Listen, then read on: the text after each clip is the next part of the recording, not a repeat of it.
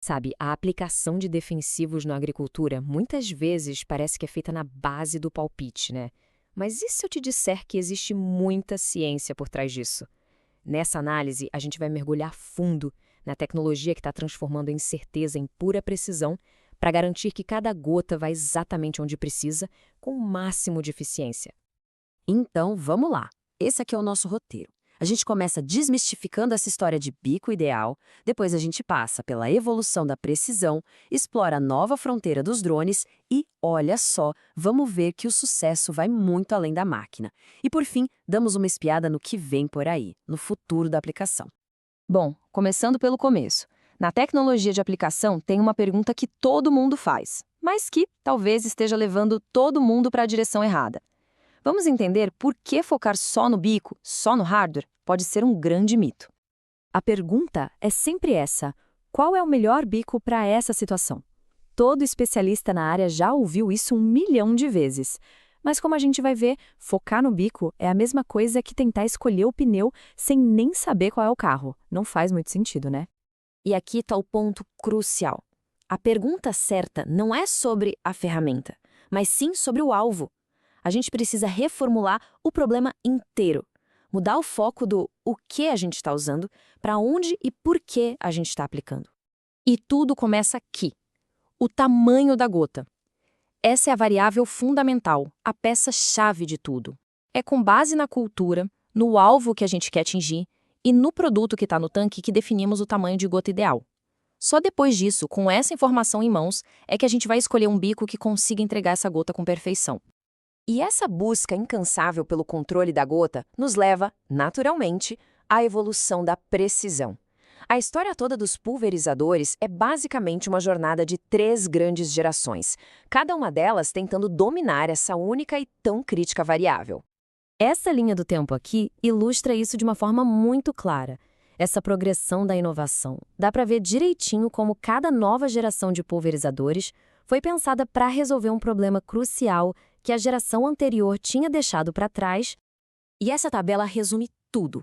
Olha só, a geração 1, de arrasto, tinha velocidade fixa. Resultado, a taxa de aplicação e o tamanho da gota variavam demais. Aí veio a geração 2, os autopropelidos. Ok, agora a velocidade era variável, mas a pressão flutuava, e isso afetava diretamente o tamanho da gota.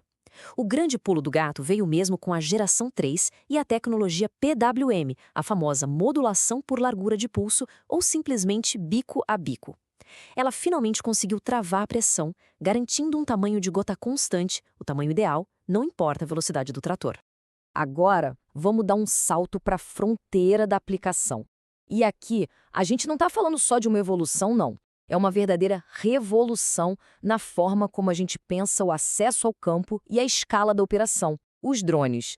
O único drone moderno consegue cobrir entre 12 a 15 hectares por hora.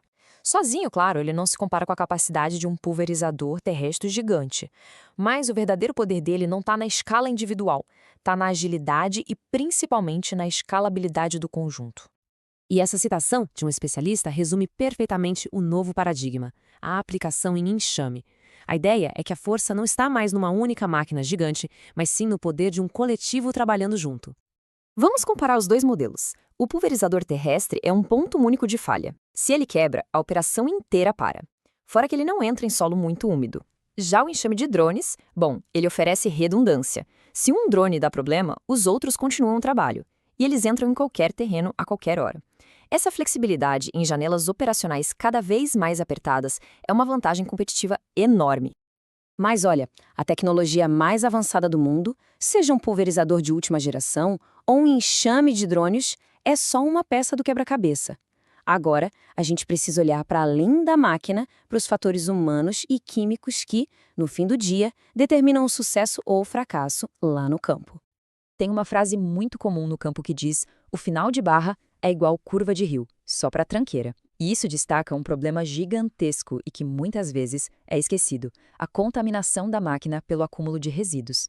Isso pode causar fitotoxicidade em culturas sensíveis e exige, sem dúvida, um protocolo de limpeza muito rigoroso e feito sempre. A ordem de colocar os produtos no tanque não é aleatória, é pura química. O certo é começar corrigindo a água. Depois entram os produtos mais difíceis de dissolver, como os pós-molháveis e os grânulos dispersíveis. Em seguida vêm as suspensões e, por último, as outras formulações. Seguir essa ordem evita a formação daquela nata, daquele problema de incompatibilidade e garante que cada produto na calda vai funcionar como deveria. Agora, uma pergunta clássica que vale muito dinheiro. Choveu 1 hora depois de aplicar glifosato. E aí, preciso reaplicar? Sem ter dados precisos na mão, a resposta é um palpite. Um palpite que pode levar a um baita desperdício de produto ou, pior, a perda de eficácia no controle. Mas com dados, a gente transforma esse palpite numa decisão cirúrgica. É simples. A gente cruza o mapa da aplicação, que mostra as horas exatas, com os dados do radar meteorológico. A interseção desses dois mapas revela exatamente quais áreas foram atingidas pela chuva logo após a aplicação. E a decisão final? Reaplicar só onde é estritamente necessário, economizando um tempo precioso e milhares de reais. É o poder de usar a informação que as nossas máquinas já estão coletando. Então, para onde tudo isso está nos levando? Todos esses avanços em hardware, em software, em processos, eles apontam para o futuro da aplicação. Um futuro onde o papel do ser humano no campo não some, muito pelo contrário, ele evolui. De um simples operador de máquina para um verdadeiro gestor de sistemas. Para a gente fechar, vamos resumir os pontos principais. Primeiro, o foco tem que ser no tamanho da gota, não só no bico. Segundo, a tecnologia evoluiu para nos dar controle constante sobre as variáveis. Terceiro, os drones chegaram como um modelo de aplicação flexível e muito resiliente. E, o mais importante, dados, manutenção e procedimentos corretos são tão críticos quanto a máquina em si. É uma mudança de mentalidade, de pensar em operações para pensar em gestão de qualidade.